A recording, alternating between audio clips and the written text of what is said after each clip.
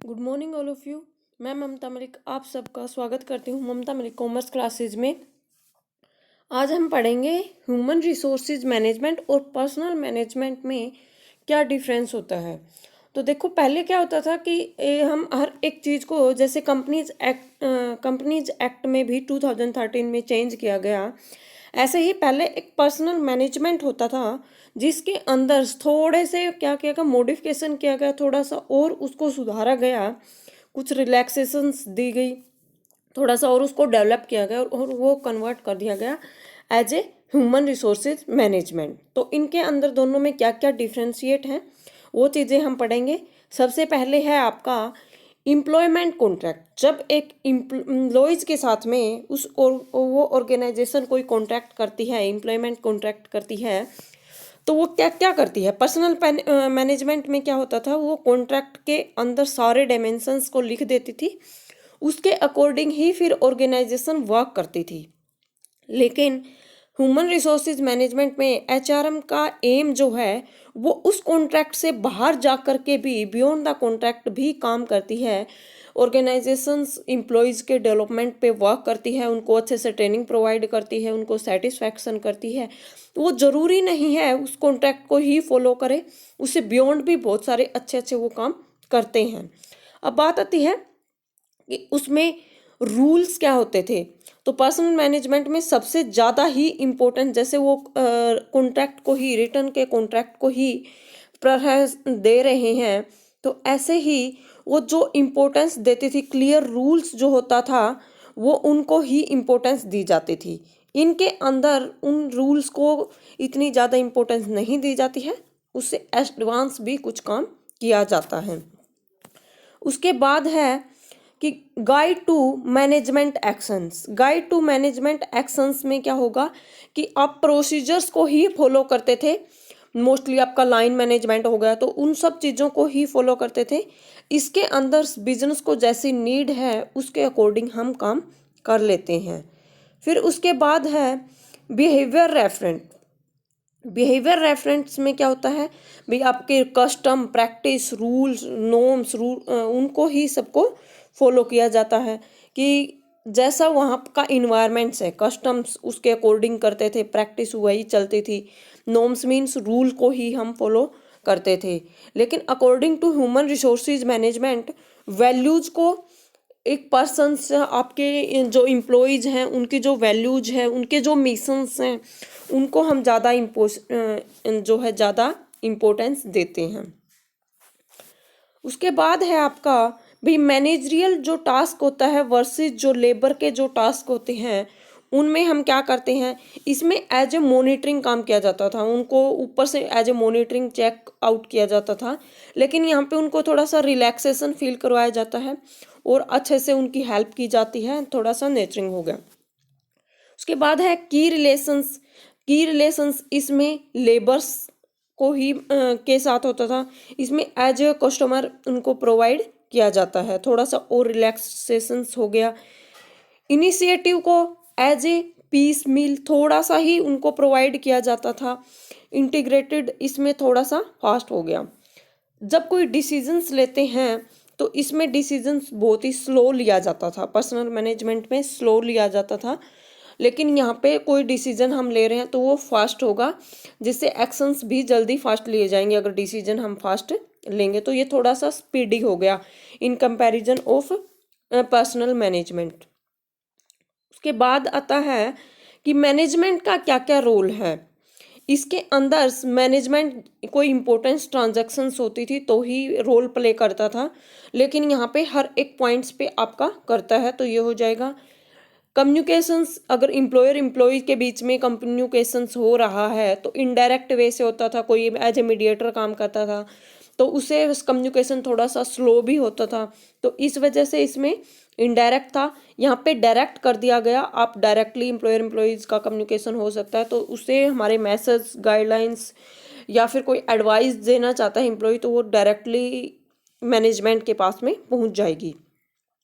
इसमें मैनेजमेंट की जो स्किल होती थी, नेगोशिएशंस किया जाता था, लेकिन यहाँ पे एज ए फैसिलिटेटिव प्रोवाइड किया जाता है। यहाँ पे मीन्स आपकी ज़्यादा बार्गेनिंग सी चल रही है और यहाँ पे एज ए हम अपना ही काम समझ के उसको काम को कर रहे हैं।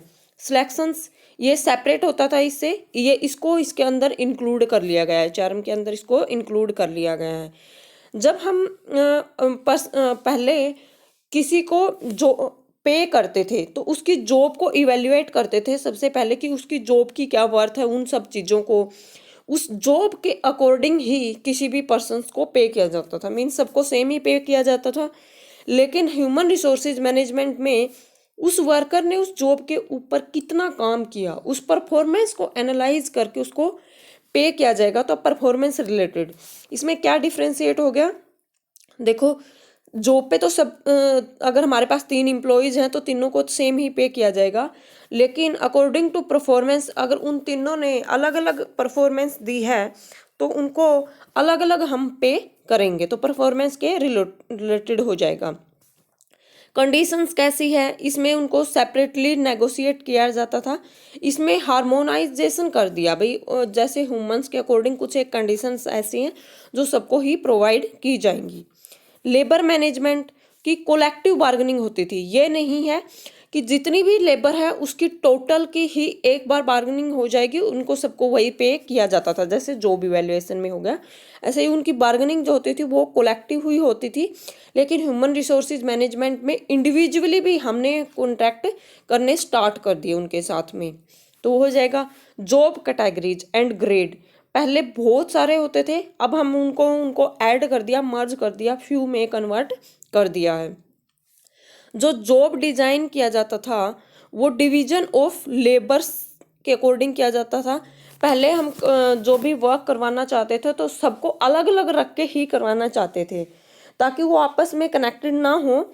लेकिन अब हम जो काम करवाना चाहते हैं अपने वर्कर से, वो उनके अंदर एक टीम क्रिएशन करना चाहते हैं, मिलजुल के काम करो और भी ज़्यादा बेनिफिट मिलेगा हमें उसका।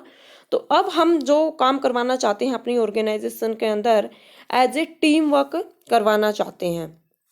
तो अब जो ह्यूमन रिसोर्सेज मैनेजमेंट है वो एक टीम क्रिएशंस अपने एम्प्लॉयज के अंदर क्रिएट करता है।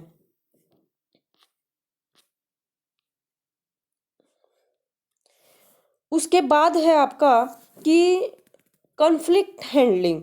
कॉन्फ्लिक्ट हो रहा है जब अगर मान लो हमारे एम्प्लॉयर और एम्प्लॉय के बीच में कोई कॉन्फ्लिक्ट हो गया तो उसके अंदर से आप क्या चीज़, पहले ये टेम्परेरी नेचर्स के होते थे, उनको ज़्यादा इंपॉर्टेंस वगैरह नहीं दी जाती थी। अब क्लाइमेट और कल्चर ऐसा क्रिएट किया जाएगा कि वो कम से कम हों। ट्रेनिंग और डेवलपमेंट के केसेस में पहले हम ऐसा एनवायरनमेंट करते थे कि जब हम ट्रेनिंग प्रोवाइड कर रहे हैं पर्सनल मैनेजमेंट के अंदर तो उसके अंदर पूरा ही कंट्रोल रखा जाता था, बहुत ज़्यादा कंट्रोल कोर्सेज बनाए जाते थे जिसके अंदर एम्प्लॉयज़ को कंट्रोल बहुत कम दिया जा रहा है, ऊपर से मॉनिटरिंग बहुत ज़्यादा हो रही है, तो वो सारी चीज़ें इसके अंदर आपकी इंक्लूड होती थी। लेकिन ह्यूमन रिसोर्सेज मैनेजमेंट में ऐसे ट्रेनिंग और डेवलपमेंट प्रोवाइड किए जाएंगे जो टाइम टू टाइम अपने एम्प्लॉयज़ को as a learning organisation provide करेंगे कि वो कुछ नया सीख सके, ना कि वो कंट्रोल में रहे पूरा। तो वो थोड़ा सा लर्निंग इन्वायरमेंट होगा तो वो अपने आप कंडीशंस को हैंडल करके कुछ नया जो है वो आपका सीख लेगा। Focus for a attention for a interventions, personal procedures ही इसमें फॉलो किया जाता था भी, खुद ही सारे डिसीजंस मैनेजमेंट लेती थी, उनको इतने ज़्यादा डिसीजंस में इन्वायरमेंट में प्रोवाइड नहीं करती थी। अब जो स्ट्रक्चर्स हम प्रोवाइड कर रहे हैं स्ट्रेटजी वगैरह का, तो थोड़ा सा कल्चर ऐसा बना दिया गया है कि उनको भी इन्वॉल्व उसके अंदर किया जा रहा है। उसके बाद है आपका respect for a labour employees. जो हमारे एम्प्लॉयज जो होते थे, लेबर्स जो होती थी, उसको हम कैसा ट्रीटमेंट करते थे, उसको क्या चीज़ हम समझते थे एज ए ऑर्गेनाइजेशन, हम उसको क्या चीज़ समझ रहे हैं। पहले पर्सनल मैनेजमेंट में लेबर्स को टूल या एक्सपेंडेबल और रिप्लेसेबल उसको समझा जाता था। हम उसको सिर्फ एक मशीन समझ रहे हैं, एक टूल समझ रहे हैं, जो खराब भी हो गया अगर अब काम नहीं कर रहा है तो उसको जल्दी से रिप्लेस कर देंगे। मीन्स उनकी इतनी ज़्यादा प्रेफरेंस नहीं थी, इतनी ज़्यादा इम्पोर्टेंस इस टाइम पे उनको नहीं दी जाती थी। लेकिन as a human resources management peoples are, देखो यहाँ पे उनको पीपल नेम दिया गया है और उनको एज ए एसेट समझा गया है। जो कि ऑर्गेनाइजेशन के बेनिफिट के लिए यूज की जाएंगी, उनको हम ये नहीं समझेंगे यहाँ पे कि उनको जल्दी से रिप्लेस कर दिया जाएगा। इसके अंदर हम ये समझेंगे कि हमने एम्प्लॉयज़ को रिक्रूट किया है, हायर किया है, उसको ट्रेनिंग डेवलपमेंट किया है, तो उस पर बहुत ज़्यादा हम लोगों ने इन्वेस्टमेंट किया है, उसको काम सिखाया है, तो अब वो छोड़ के जाएगा तो वो कंपनी के एक एसेट्स है जिसका हमें नुकसान हो जाएगा। तो इस वजह से यहाँ पे जिसका कंपनी को बेनिफिट मिलना है ऑर्गेनाइजेशंस को, वो हम नहीं अवेल कर पाएंगे। तो इस वजह से एज ए कंपनीज एसेट्स, अगर एक ऑर्गेनाइजेशन के अंदर एम्प्लॉयज को छोड़ के जा रहा है तो कंपनी को उसको लॉस बियर करने पड़ेंगे। तो इस वजह से उसको एज ए रिसोर्सेज हम यूज करते हैं। फिर है शेयर्ड इंटरेस्ट। इसके अंदर मोस्टली जो अपर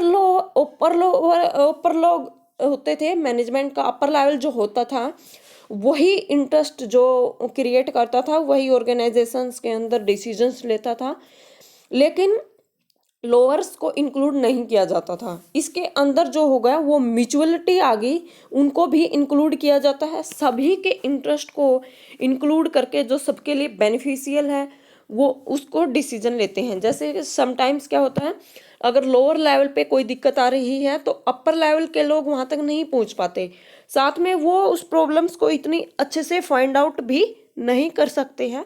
तो इस वजह से वहाँ के प्रॉब्लम को फाइंड आउट करना लोअर लेवल का ही काम है, वो उनके साथ में डिसीजन में इन्वॉल्व होंगे तो हम अच्छे से डिसीजंस ले पाएंगे।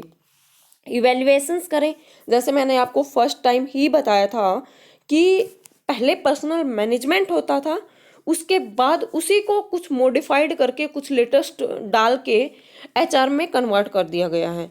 तो इसके अंदर यही है भाई, एचआरएम आने से पहले क्या था, पर्सनल मैनेजमेंट था। अब जो लेटेस्ट चीज़ है वो क्या है, आपकी एचआरएम है। ठीक है, थैंक यू।